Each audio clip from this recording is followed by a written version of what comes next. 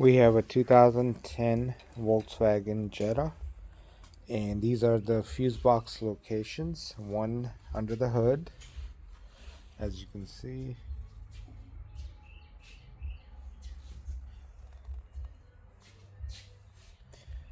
and the second one is by the driver's side right here.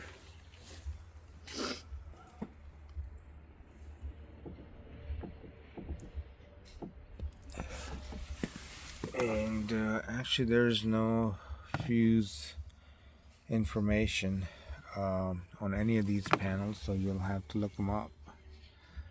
But these are the two fuse boxes for a 2010 Jetta 2.5.